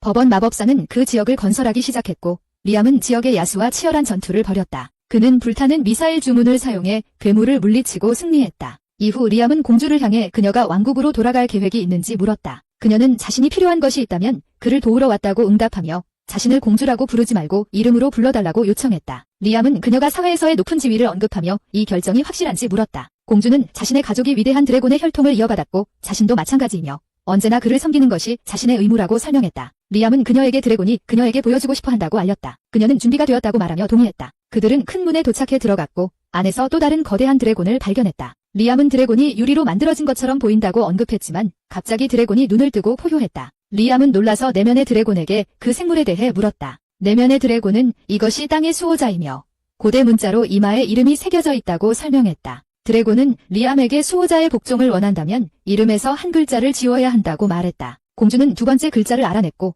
리암은 자신의 마법을 사용해 그것을 지웠다. 수호자 드래곤은 리암에게 복종하고 공격을 삼켰다. 공주는 다가가 드래곤을 만졌고 드래곤은 그녀에게 해를 끼치지 않았다. 그녀는 리암에게 용이 그녀의 몸에 흐르는 용의 혈통을 알아챘다고 말했다. 리암은 공주를 용과 함께 두고 돌아오면서 그들이 나눈 대화를 떠올렸다. 그는 다시금 그녀를 공주라고 부르자 그녀가 화를 냈다는 것을 기억했다. 그는 빨리 자신을 고치고 스카레츠라고 불렀다. 그녀는 미소 지으며 그에게 그녀가 용의 상처가 나아질 때까지 돌보겠다고 약속했다. 마을로 돌아와서 리암은 스스로에게 왕녀가 그를 섬기는 것이 얼마나 이상한지 생각했다. 그의 속에 있는 용은 그가 막대한 힘을 가지고 있기 때문이라고 말했다. 갑자기 리암은 건설 중인 마을 방향에서 연기가 나는 것을 발견했다. 텔레포테이션 주문을 사용하여 그는 서둘러 현장으로 갔다. 도착하자마자 리암은 마을이 파괴된 것을 발견했다. 두 명의 요정이 그에게 다가왔고 한 명은 그들이 늑대 인간들에게 공격받았고 모든 것을 파괴당했다고 설명했다. 잠시 후 늑대 인간들이 나타나 리암에게 맞서며 그들이 신성한 땅을 떠나야 하고 그곳에 살 권리가 없다고 선언했다. 리암은 늑대 인간의 리더에게 대화할 수 있는지 물었지만 늑대 인간은 기회를 주지 않고 즉시 공격했다. 리암은 공격을 막아내고 사라졌다가 늑대인간 뒤에 다시 나타나 그를 다치게 하는 주문으로 가격했다. 리암은 치유 주문을 사용하고 아기 드래곤을 드러내어 늑대인간을 놀라게 했다. 리암은 늑대인간에게 그가 드래곤과 연결되어 있는지 물었고 이 땅이 그들의 보호를 받고 있다고 설명했다. 그는 요정들도 그에 대해 봉사한다고 덧붙였다. 늑대인간은 자신의 실수를 깨닫고 후회를 표했다. 리나가 그를 안심시키며 걱정하지 말고 그와 그의 동족이 요정처럼 리암을 섬기기 위해 계약을 맺을 수 있다고 제안했다. 이 말을 듣고 리암은 미소를 지으며 자신을 소개하며 말했다. 나는 리암 라돈이다. 늑대인간은 리암이 요정들을 위해 한 것처럼 그들을 위해 해줄 수 있는지를 물었다. 라이암은 동의하며 그들이 용들을 섬긴 적이 있었기 때문에 거절할 이유가 없다고 말했습니다. 그는 마법을 걸어 늑대인간들을 다시 요정으로 변환시켰습니다. 라이암은 놀라움에 처음으로 변한 늑대인간이 여성이었다는 것을 알았습니다. 다음 날 라이암은 마을을 걸어다니며 늑대인간들이 집을 재건하는 데 도움을 주고 있다는 것을 보았습니다. 그들 중 한 명인 크리스가 그에게 달려와 안기며 그의 지시를 따라 피해를 수리하고 있다고 흥분해서 말했습니다. 라이암은 그들이 파괴의 원인이 된 행동을 했다고 상기시켰습니다. 크리스가 사과하자 라이암은 그들이 지금 도움을 주고 있으므로 문제가 없다고 확신했습니다. 그는 손상된 건물을 바라보며 그것이 다시 깨지지 않도록 영구적으로 고치는 주문이 있었다면 좋겠다고 말했습니다. 그의 속에 있는 용은 그런 주문을 만들 수 있다고 제안했습니다. 라이암은 놀라며 어떻게 할 수 있는지 물었습니다. 용은 그가 마음속에서 건축 과정을 시각화하고 단계별로 방법을 따라야 한다고 설명했다. 용의 조언에 따라 리암은 과정을 시각화하고 계획을 세우고 주문을 외웠다. 시험해보기 위해 그는 크리스에게 나무 빔을 부수라고 요청했다. 크리스는 빔을 주먹으로 쳐서 부수었지만 그녀의 놀라움에 그것은 빠르게 원래 상태로 돌아왔다. 그녀는 주문의 효과에 놀랐다. 이후 리암은 새로운 주문을 연습하기 위해 먼 지역으로 여행하며 자신이 얼마나 발전했는지 반성했다. 용은 그가 능력을 더 발전시킬 수 있다고 말했으며 그가 위대한 국가를 세우면 새로운 주문을 만드는 것을 즐길 것이라고 했다. 리암은 동의하며 기초부터 주문을 만들고 그것을 완전히 마스터하는 것에 대한 흥분을 표현했다. 레나가 갑자기 리암에게 다가와 사람들이 요정들을 찾고 있다고 알렸다. 리암은 숲으로 달려가 요정을 쫓고 있는 전사들을 만났다. 그는 그들에게 이 신성한 땅에서 멀어지라고 경고했다. 전사들은 그의 경고를 무시하고 그에게 옆으로 비켜서라고 요구했다. 라이은 불타는 미사일을 전사들 쪽으로 발사하며 이것이 그들이 이곳에서 물러날 마지막 기회임을 경고했다. 그러나 그들은 그의 말을 무시했고 한 명이 말 위에 탄 채 돌진해왔다. 라이아는 빠르게 사라졌다가 기수 뒤로 재등장하여 그의 힘을 이용해 모든 전사들을 말에서 떨어뜨렸다. 마지막 전사는 그렇게 강력한 충격을 받아 머리를 감싸던 헬멧이 떨어져 나가며 땅에 쓰러졌다. 라이아는 그들에게 절대 이 신성한 땅에 다시 돌아오지 말라고 엄하게 경고했다. 마을로 돌아온 라이아는 레나가 그를 확인하려고 서둘러 달려오는 모습을 보았다. 그는 모든 것이 잘 되었다고 그녀에게 안심시키며 말했다. 그녀는 그 후에 그들이 경비 때문에 원래 집을 떠난 요정들이 그를 섬기기로 동의했다고 설명했다. 리암은 요정들에게 마법을 걸어 하나씩 엘프로 변하게 했다. 이후 리암은 스칼렛, 레나, 크리스와 함께 자신의 집에서 모여 그가 가져온 헬멧을 보여주었다. 그는 헬멧에 대해 아는 사람이 있는지 물었다. 스칼렛은 그것이 인근의 아름다움의 땅에 속한다고 설명했고 그 지역은 약속의 땅에 가까웠다. 그녀는 이웃 지역들이 모두 약속의 땅을 탐내고 있다고 경고했다. 리암은 그들이 빨리 국가를 건설해야 한다고 결론지었다. 스칼렛은 동의했지만 어떤 국가든 3가지 필수 요소가 필요하다고 설명했다. 그들의 필요가 충족되면 충성스러운 인구를 보장할 수 있다. 리암은 권위를 위해서는 국가를 방어할 군대가 필요하다고 지적했다. 크리스는 안심시켜주며 그녀와 늑대인간들이 방어를 맡을 것이니 걱정하지 말라고 약속했다. 다음 날 아름다움의 땅에서 사자가 도착하여 그들의 왕자에게서 온 메시지를 전했다. 왕자는 동맹을 원하며 리암과 스칼렛 공주 간의 결혼을 제안했다. 리암은 드래곤이 이전에 스칼렛의 혈통에 대해 암시했던 것을 떠올리며 그녀와 드래곤 사이에 더 깊은 연결이 있음을 의심하기 시작했다. 그는 사자에게 스칼렛을 전에 만난 적이 있는지 물었다. 사자는 여러 번 그녀를 만난 적이 있다고 확인해 리암을 놀라게 했다. 리암의 의심은 깊어졌지만 상황을 어떻게 처리해야 할지 고민했다. 스칼렛과 텔레파시로 대화하기 위해 주문을 사용한 리암은 제안을 수락해야 할지 물었다. 스칼렛은 자신있게 동의하라고 권하며 그들의 진정한 의도와 관계없이 결혼이 시간을 절약하고 전략적 이점을 가져올 것이라고 설명했다. 리암은 사자에게 제안을 수락했지만 공주에게 합당한 땅을 준비하기 위해 1년의 시간을 요청했다. 사자는 동의하고 떠났다. 리암 안의 드래곤은 동맹을 맺는데 상당한 시간과 노력이 필요하다고 말했다. 그럼에도 불구하고 리암은 국가 설립을 위한 길을 닦은 자신의 성공에 엄청난 행복을 느꼈다. 리암은 왕국에 도착하여 자신의 복제본을 기다렸다. 그들은 함께 사라져 스칼렛의 집으로 곧바로 이동했다. 리암은 스칼렛에게 자신의 복제본을 먼저 보냈고 덕분에 그녀의 집에 쉽게 도착할 수 있었다고 설명했다. 거기에 도착하자 그는 복제본에게 사라지라고 지시했다. 스칼렛이 리암에게 다가와 그가 진짜인지 복제본인지 물었다. 리암은 자신이 진짜라고 확신시켜주며 그녀의 집의 아름다움을 칭찬했다. 그는 처음 방문하는 만큼 왕국을 탐험하고 싶다고 말했다. 스칼렛은 이제 그가 한나라의 지도자임을 상기시키며 함부로 돌아다니지 말라고 주의를 주었다. 그녀는 그를 초대하여 차를 함께 마시기로 했다. 집에 있는 동안 리암은 드래곤의 영혼의 존재를 감지하고 그 안에 드래곤에게 이 장소와 연결되어 있는지 물었다. 드래곤은 이 지역의 무언가가 그것과 연결되어 있다고 확인했다. 궁금해진 리암은 스칼렛에게 그 연결에 대해 물었다. 스칼렛은 그 존재를 확인하고 그를 집안에 있는 드래곤 동상으로 이끌었다. 스칼렛은 리암에게 드래곤 동상이 여러 세대를 거쳐 전해져 내려왔음을 설명했다. 리암은 그 동상에서 드래곤의 힘이 뿜어져 나오는 것을 느낄 수 있다고 말했다. 그 안에 드래곤은 그에게 동상과 합쳐지라고 지시했다. 놀란 리암은 동상에 마법을 걸어 그 에너지가 스칼렛의 몸과 합쳐지게 했다. 스칼렛은 뭔가 이상한 느낌을 받았고 본능적으로 공중으로 훈련 타격을 날린 후 쓰러졌다. 상체는 다시 그녀의 몸에서 나왔다. 피곤한 스칼렛은 모든 힘을 소진했다고 인정했다. 라이 안의 용은 조각상이 그의 작품이며 인간들이 그 힘에 접근할 수 있게 설계되었다고 밝혔다. 라이은 조각상이 용의 힘을 사용할 수 있는 능력을 부여할 수 있는지 물었다. 스칼렛은 잠시 동안 합쳐질 때 라이언과 유사한 주문을 사용할 수 있었다고 확인했다. 용은 3가지 종류의 조각상이 있으며 금색 조각상이 가장 강력하다고 설명했다. 불행히도 다른 조각상들은 과거 전투에서 잃어버렸다. 라이언은 새로운 것을 만들겠다고 선언하고 그 과정에 대해 아무도 모르는 것보다 더 알고 있다고 주장했다. 그는 새로운 용 조각상을 만드는데 필요한 특정 재료를 스칼렛에게 요청했다. 그의 주문을 사용하여 라이언은 성공적으로 다른 조각상을 만들었고 그것을 스칼렛에게 건넸다. 그는 그녀에게 자신의 피를 그 위에 쏟으라고 지시했다. 그녀가 그렇게 했을 때 동상은 그녀와 드래곤과 합쳐져 스칼렛이 그 힘을 사용할 수 있게 되었다. 이번에는 그녀가 신성한 화살을 발사했는데 그것은 엄청난 힘으로 날아갔지만 그녀에게는 상처를 남기지 않았다. 그녀는 보호막에 감탄하며 그것을 살아있는 존재에 비유했다. 리암은 동상의 축복의 주문을 걸고 그것의 이름을 전투의 수호자인 아레스라고 지었다. 스칼렛은 새로운 능력을 다시 시험해 보았고 신성한 창을 소환하여 나무를 쉽게 베어내며 자신이 이제 가진 힘에 놀랐다. 그때 드래곤은 리암에게 자신이 이전에 다른 추종자에게 비슷한 힘을 부여한 적이 있다고 밝혔다. 리암은 그가 검은 드래곤, 드루안을 의미하는지 물었다. 드래곤은 그것이 맞다고 확인했다. 리암은 그와 같은 시도를 할 수 있는지 물었다. 용은 그에게 시도해보라고 격려했다. 리암은 거대하고 위험 있는 드루안에게 다가갔다. 그는 드루안에게 피를 붓고 융합 마법을 사용했다. 용의 에너지가 리암과 융합되어 그에게 엄청난 힘을 주었다. 리암은 용이 그와 분리되기 전에 강력한 미사일 공격을 연속으로 발사했다.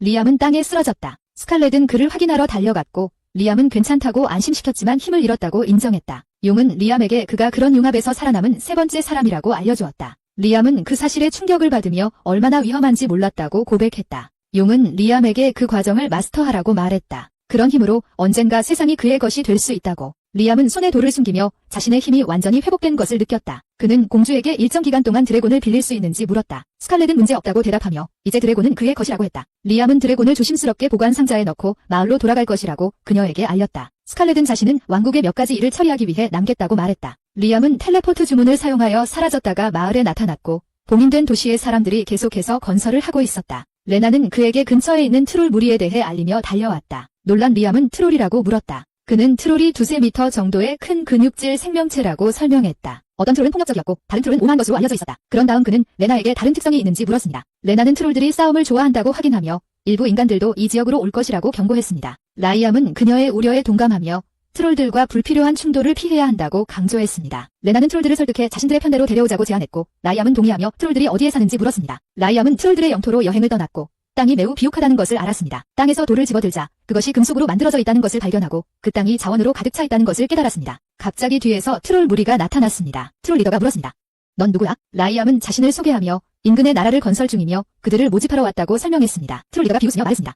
인간들은 거짓말을 한다. 라이엄은 자신이 거짓말을 하지 않았다고 주장하며 범인 늑대, 페어리, 엘프들이 이미 그와 함께 일하고 있다고 언급했습니다. 트롤 리더는 화가 나서 라이엄에게 떠나거나 죽을 것이라고 경고했습니다. 그는 거대한 막대를 라이엄에게 휘둘렀지만 라이엄은 기술적으로 공격을 피했습니다. 기회가 있었음에도 불구하고 라이엄은 트롤 리더를 해치고 싶지 않았습니다. 그러나 교환하는 동안 라이엄은 트롤들이 설치한 함정에 빠져 움직일 수 없게 되었습니다. 그는 리더가 자신을 함정으로 유인했다는 것을 깨달았습니다. 트롤 리더가 공격 준비를 할 때 라이엄은 사라졌습니다. 몇 초 후 그는 마법의 갑옷을 입고 다시 나타났습니다. 이것은 라돈의 마법 갑옷이며 당신의 공격을 막아주었습니다. 라이엄은 설명했습니다. 만남이 끝난 후 그는 갑옷을 자신의 보관함으로 돌려보냈습니다. 분노한 트롤 우두머리는 물었다. 어떻게 그걸 해냈지? 오늘 너는 죽을 거야. 하지만 그가 다시 공격하기 전에 다른 트롤이 그를 불렀다. 우두머리는 자신의 부족이 좋지 않은 상태로 눈에 띄게 약해진 모습을 보고 돌아보았다. 리암은 그 순간을 잡고 자신은 우두머리의 공격으로부터 자신을 보호했을 뿐이며 트롤들을 해칠 의도가 없었다고 설명했다. 리암의 의도를 이해한 우두머리는 진정했다. 좋아, 트롤 우두머리가 말했다. 들어줄게. 무슨 말을 하고 싶지? 리암은 대답했다. 나는 근처에 국가를 세우고 있다. 그곳에는 엘프, 늑대인간, 그리고 몇몇 인간들이 포함되어 있다. 너희와 함께하고 싶어. 트롤 대장이 리암에게 물었다. 왜 우리를 데려가야 하지? 리암은 설명했다. 곧 많은 인간들이 이 땅에 올 거야. 나는 그들이 너희를 사냥하는 것을 원하지 않으며 갈등으로 번지는 것도 원하지 않아. 트롤 대장은 그의 말을 곰곰이 생각한 후 말했다. 그러면 나는 너와 함께 이 마을로 가겠다. 리암은 순간이동 마법을 사용하여 그들을 마을로 데려갔고 갑작스러운 변화에 트롤들은 놀랐다. 리암은 설명했다. 이것이 순간이동 마법이야. 특정 주문에 의존해. 크리스가 트롤 대장을 보았을 때 그녀는 소리쳤다. 너는 여기서 뭐 하는 거야? 바보 같은 놈. 트롤 대장은 미소 지었다. 안녕, 돼지야. 모욕을 느낀 크리스는 그에게 돌진해 강력한 주먹을 날려 그를 넘어뜨렸다. 리암은 재미있어 하며 크리스에게 물었다. 그와의 관계는 뭐야? 그녀는 대답했다. 우리가 길을 건널 때마다 이렇게 말다툼을 해왔어. 리암은 웃으며 말했다. 그가 이제 친구구나. 물론이지. 크리스가 웃으며 말했다. 나는 그를 여러 번 이겼지만 솔직히 말해서 그에게 진 싸움이 더 많아. 그러고 나서 크리스는 트롤 리더를 향해 조롱하며 말했다. 너 힘이 빠졌어? 한 방에 내가 너를 쓰러뜨리게 해줄래? 리암이 끼어들어 말했다. 그가 더 약해진 게 아니라 내가 변신 덕분에 이제 더 강해졌어. 트롤 리더가 크리스에게 물었다. 너 정말 강해졌니? 크리스는 자신감 있게 고개를 끄덕였다. 리암 선생님을 따르기 시작한 이후로 나는 믿을 수 없을 만큼 강해졌어. 너 같은 둔한 녀석한테 지지 않을 거야? 너도 리암 선생님과 계약하는 게 좋겠어. 내게 졌으니 내 명령을 따라야 해. 트롤 리더는 씩 웃으며 동의했다. 좋아. 크리스는 리암을 향해 돌아섰다. 준비됐어. 라이암은 계약식을 행하여 트롤 우두머리를 인간에 더 가까운 형태로 변화시켰지만 그의 엄청난 힘은 유지했다. 그의 이름은 가이가 되었다. 거울을 보며 가이는 놀라워했다. 이것이 정말 나인가? 라이암은 말했다. 내가 이제 유창하게 말하고 있으며 힘이 크게 증가했다. 크리스는 가이의 새로운 힘을 시험해보려고 또 다른 공격을 시작했다. 이번에는 가이가 가볍게 그녀의 공격을 막았다. 그는 반격했지만 크리스가 겨우 피했다. 그녀는 몇 차례 더 공격을 시도했지만 가이는 모두 막아내어 라이암을 놀라게 했다. 이건 고급 전투야. 라이암은 속으로 생각하며 그들의 기술에 감탄했다. 트롤 중 한 명이 지켜보며 말했다. 총사가 엄청나게 강해졌다. 또 다른 것이 추가되었어. 그것이 바로 기가스의 힘이야. 리암은 깨달았다. 트롤이 이렇게 진화하면 기가스라고 불립니다. 다른 트롤들에게 돌아서며 말했지. 나는 모두와 계약할 거야. 나머지 트롤들을 변신시킨 후 리암은 선언했다. 자, 이제 우리는 이 나라에 필요한 힘과 보호를 얻었습니다. 와 트롤들은 건설을 위한 무거운 돌들을 운반하기 시작했어. 크리스도 그들과 같이 큰 돌을 들어보려 했지만 힘겨워졌어. 가 알아차리고 말했지. 무리를 하지 마. 난 괜찮아. 크리스는 다시 시도해보려 했지만 결국 바닥으로 쓰러졌어. 는 쉽게 돌을 들어올리며 말했지. 무거운 일은 우리에게 맡기세요. 크리스는 물러서기를 거부하며 대꾸했다. 이것 때문에 이겼다고 생각하지 마. 그리고는 전속력으로 달려갔다. 가이는 리암에게 물었다. 이 모든 돌들로 무엇을 할 건데? 리암은 대답했다. 나는 이들에서 금속을 추출할 거야. 그는 살라멘더와 노움을 소환하여 돌을 녹이고 금속을 추출해달라고 요청했다. 그들은 열심히 일하여 많은 양의 철, 구리, 금, 은을 생산했다. 하지만 강력한 갑옷을 만들기 위해 필수적인 고급 미스릴은 소량만 나왔다. 리암 내의 드래곤이 말했다. 미스릴은 매우 희귀해. 여기서 많이 없다는 건 놀랄 일이 아니야? 리암은 드래곤에게 실망감을 토로하며 트롤의 땅에서 미스릴이 포함된 돌을 찾기를 바랐다고 말했다. 하지만 그런 일은 일어나지 않았다. 그는 드래곤에게 물었다. 다른 금속으로 갑옷을 만들어보는 것은 어때? 드래곤은 대답했다. 미스릴만 사용해야 한다. 다른 금속은 그 강도에 맞지 않는다. 리암은 자신있게 말했다. 다른 금속도 사용해보겠어. 드래곤은 경고했다. 실패할 수도 있다. 리암은 웃으며 말했다. 실패는 내가 아직 성공하지 못했다는 것일 뿐이야. 그건 큰 문제가 아니야. 드래곤을 크게 웃게 만들었다. 리암은 덧붙였다. 내가 제대로 할 때까지 계속 시도해야 해. 그는 그 다음에 노움에게 몰드를 만들어서 녹인 철을 부으라고 요청했다. 라돈의 용 힘을 이용해 렉셈은 철을 주입하면서 스카렛의 갑옷이 이름을 얻고 더 강해진다는 것을 생각했습니다. 그것에 영감을 받아 그는 이 철 갑옷을 다폴로라고 명명하기로 결정했습니다. 즉, 선이라는 뜻입니다. 용이 물었습니다. 이것이 선 모양의 주형인가요? 렉셈은 고개를 끄덕이며 대답했습니다. 네, 그것을 명명하여 힘을 증강시켰습니다. 명명은 항상 계약한 존재들을 강하게 만들었고 물체에도 적용되는 것 같습니다. 용은 렉셈에게 칭찬하며 말했습니다. 당신은 마법의 태양 갑옷을 만드는데 성공했습니다. 당신은 언제나 저를 놀라게 합니다. 렉셈은 다른 철 갑옷들을 만들기 시작했지만 독특한 이름을 짓는데 어려움을 겪었습니다. 반복된 이름은 효과가 없었기 때문입니다. 그러나 철이 풍부했기 때문에 그는 엘프와 늑대 인간들을 위해 여러 개의 철 갑옷을 만들 수 있었습니다. 그리고 그들은 새로운 장비로 훈련을 받았습니다. 훈련 세션 중 크리스가 가이에 대한 공격을 시작했지만 그는 힘들이지 않고 막아냈다. 그녀는 빠른 타격으로 이어가며 놀리듯이 말했다. 너무 느려. 가이는 미소를 지으며 대답했다. 너의 타격은 전혀 나에게 영향을 미치지 않아. 그들을 지켜보던 리나는 리암에게 말했다. 정말 호흡이 잘 맞네. 리암은 웃으며 말했다. 응, 열심히 훈련하고 있지만 솔직히 말하면 서로 싸우기보다는 서로에게 꾸중하는 것처럼 보여. 리나는 웃으며 말했다. 그들은 즐거운 것 같아. 리암도 동의하며 말했다. 그럴 거라고 믿어. 갑자기 한 무리의 산적들이 말을 타고 다가왔다. 그들 중 한 명이 외쳤다. 이 많은 엘프를 봐. 그들의 리더가 웃었다. 우리가 그것들을 판다면 큰 돈을 벌 것입니다. 리암은 그들과 맞서기 위해 앞으로 나섰지만 리나가 그를 막았다. 그녀는 미나를 불러 속삭였다. 미나는 자신감 있게 산적들에게 다가가 주저없이 두목에게 강력한 주먹을 날렸다. 다른 산적들은 무기를 뽑아들고 반격할 준비를 했다. 하지만 미나는 놀라운 속도와 힘으로 그들을 모두 순식간에 제압했다. 리아는 미나의 활약에 깜짝 놀라며 속으로 생각했다. 이제 엘프들도 스스로를 방어할 수 있겠어. 10명, 아니 20명도 거뜬히 상대할 수 있겠어. 그는 마법이 부여된 철갑옷이 그들의 능력을 상당히 향상시켰다는 것을 깨달았다. 하지만 산적 두목은 아직 끝나지 않았다. 그는 리암의 뒤에서 몰래 다가가 그의 칼알을 움켜잡았다. 엘프를 넘기지 않으면 그는 위협하며 말했다. 그의 목을 베겠다. 모두가 산적의 우두머리를 바라보았지만 그들 중 아무도 걱정하는 기색이 없었다. 산적의 우두머리는 농담이 아니라고 주장하며 소리쳤다. 하지만 그가 더 반응하기도 전에 리암은 자신의 힘을 발동시켜 그에게 미사일 공격을 가해 기절시켰다. 목격한 일에 겁을 먹은 나머지 산적들은 재빨리 현장을 도망쳤다. 그 후 리암은 땅의 다른 지역으로 이동해 대규모의 실프를 소환했다. 그는 그들에게 상당한 양의 물을 가져올 것이며 불순물을 분리해 정화해 줄 것을 요청했다. 이곳에 사는 사람들을 위해 신선한 물과 소금이 필요할 것이다. 리암은 혼잣말로 생각했다. 작업을 감독하는 동안 리암은 한 실프가 가만히 서 있는 것을 발견했다. 호기심이 생긴 그는 다가가서 물었다. 내가 물었던 것을 이해하지 못하나요? 실프는 대답했다. 그게 문제는 아니야. 그녀는 이어서 물었다. 나를 기억하나요? 그녀는 리암이 진화시킨 첫 번째 실프라고 밝혔다. 리암은 그녀를 즉시 알아보았다. 너는 윈든에서 진화한 첫 번째 정령이야. 실프는 고개를 끄덕였다. 응. 그 진화를 통해 내 세계는 크게 확장되었어. 이제 나는 인간 세계에 영향을 미치는 것에 익숙해졌지만 내가 넘어설 때마다 정령왕이 나를 꾸짖어. 놀란 리암이 물었다. 그래서 영혼왕이 있다는 거야? 더 발전시켜서 도와줄 수 있을까? 실프가 미소 지었다. 물론이지. 보답할게. 리암은 그녀를 더 발전시킨 후 살라멘더와 노움을 소환해 철 주형을 만들었다. 그는 주형의 드래곤의 힘을 주입하고 발전된 실프에게 그것과 합쳐달라고 부탁했다. 과정을 완료한 후 리암은 중급 수준의 수마법을 성공적으로 얻었다는 것을 깨달았다. 봉인된 나라에서 리나는 자신의 힘을 시험하며 강력한 폭발을 터뜨렸다. 크리스는 자신의 힘을 보여주었고 가인은 땅을 강하게 내리쳐서 그 아래가 부서졌다. 리나는 선언했다. 나는 당신이 상상할 수 있는 것보다 더 강해졌고 어제보다 훨씬 더 강해졌어요. 크리스는 자신감 있게 말했다.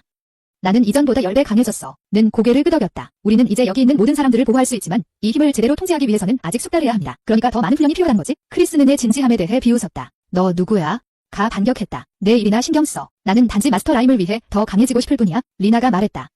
나도 같은 생각이야. 분한 척 크리스가 리나에게 소리쳤다. 나는 리암 마스터님을 위해 가장 강한 사람이 될 거야. 한편 리암은 그들을 지켜보며 생각했다. 이제 그들은 대단한 힘을 갖게 되었어. 만약 내가 새로운 갑옷을 만든다면 우리는 이 나라를 보호할 힘을 가지게 될 거야. 리암 안의 용이 말했다. 내가 깨닫지 못하는 것이 있어? 만약 이 세 종족 엘프, 늑대인간 그리고 트롤솔이 새로운 갑옷을 갖게 된다면 그들은 다른 나라를 정복할 힘을 가지게 될 거야. 내가 어떻게 더 발전시킬지 고민해봐야 해. 항상 최고를 향해 나아가야 해.